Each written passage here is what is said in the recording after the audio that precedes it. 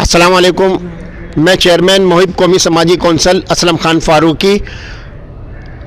यहाँ मेरे साथ मौजूद बाबा परचम master Afzal Hussain foundation trust की मोहतरमा नुसरत सुल्ताना साहिबा मौजूद हैं और हम दोनों की क़यादत में यहाँ पर हमारा एक वफ़द आया है, नुमाइंदा वफ़द, जो अल्लामा शब्बीर अहमद उस्मानी की बरसी के मौके पर इस्लामिया कॉलेज के अहाते में इनकी जो आखिरी आरामगाह है यहाँ आए हैं और इनको खराज अकीदत पेश करना चाहते हैं। और हम इंशाअल्लाह ताला इस अज़म के साथ आए हैं कि हम पाकिस्तान के इस्तेकाम के लिए किसी कुर्बानी से दरेग नहीं करेंगे और तहरीक पाकिस्तान के जो हमारे ये अल्लामा शब्बीर अहमद उस्मानी साहब जैसी शख्सियात जिनको फरामोश किया जा रहा है, हम इसके ख़िलाफ़ भरपूर आवाज़ उठाएंगे।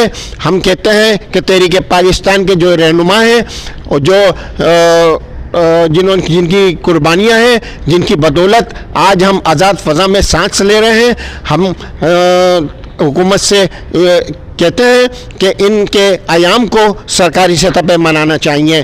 तहरीक पाकिस्तान के रहनुमाओं की कुर्बानियाँ हैं। मास्टर अफजाल हुसैन जिन्होंने पाकिस्तान का परचम कायदे आज़म की हिदायत पर पाकिस्तान का परचम तैयार किया, आज उनके यहाँ पर उनकी बाबा परचम की साहबजादी नुसरत सुल्ताना साहिबा भी हमारे साथ मौजूद हैं, उनके साहबजादे जाहिद हुसैन साहब यहाँ हमारे साथ मौजूद हैं और यहाँ मोहिब कौमी समाजी कौंसल के तर्जुमान दिलशाद अंसारी साहब मौजूद हैं। माहिर तालीम जनाब सैयद अनवार हुसैन साहब यहाँ मौजूद हैं। हमारे साथ और भी यहाँ पे अल्लामा मजहबी रहनुमा अल्लामा मुर्तज़ा खान रहमानी साहब यहाँ पर मौजूद हैं और हम यहाँ पर बड़ी अकीदत के साथ आए हैं। हमारा ये जज्बा है कि हम पाकिस्तान के लिए एक तरक्की और कामरानी के लिए, इसकी खुशहाली के लिए एक यूनिटी के साथ काम करना चाहते हैं, इत्तेहाद के साथ काम करना चाहते हैं। हमारी जद्दोजहद पुरअमन जद्दोजहद है।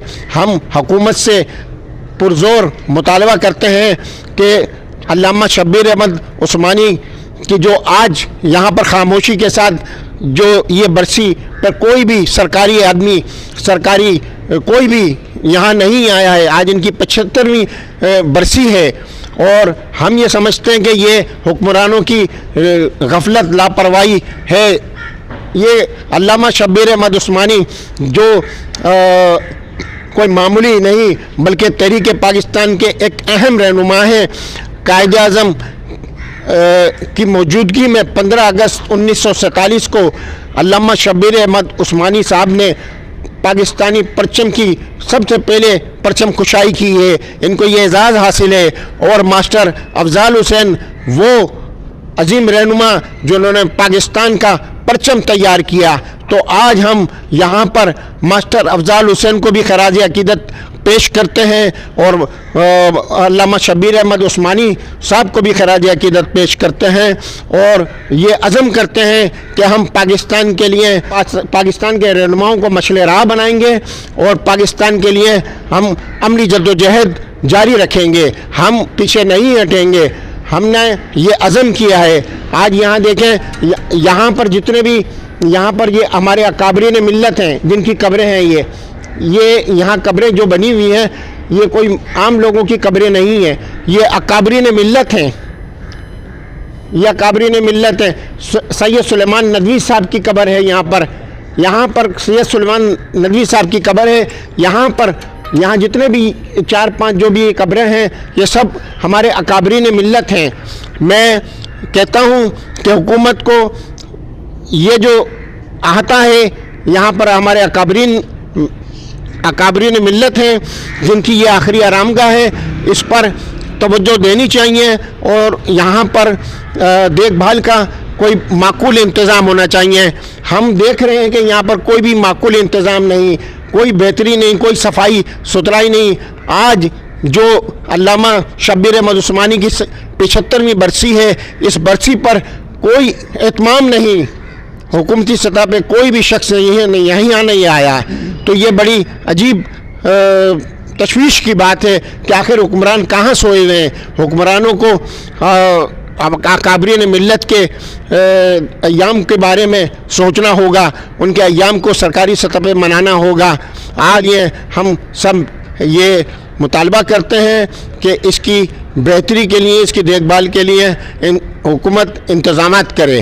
میں یہاں پر موجود ہمارے سید انوار حسین صاحب سے گزارش کروں گا کہ علامہ شبیر احمد عثمانی صاحب کے بارے کو خراج عقیدت پیش کرنے کے لیے دو. اسلم فاروق صاحب نے کہا کہ یہ ہمارے اکابرین ملت ہیں, انہوں نے تحریک پاکستان میں قائد اعظم کا ساتھ دیا, قائد اعظم کو ان پہ بھروسہ تھا, اسی لیے انہوں نے بڑے کارنامے انجام دیے.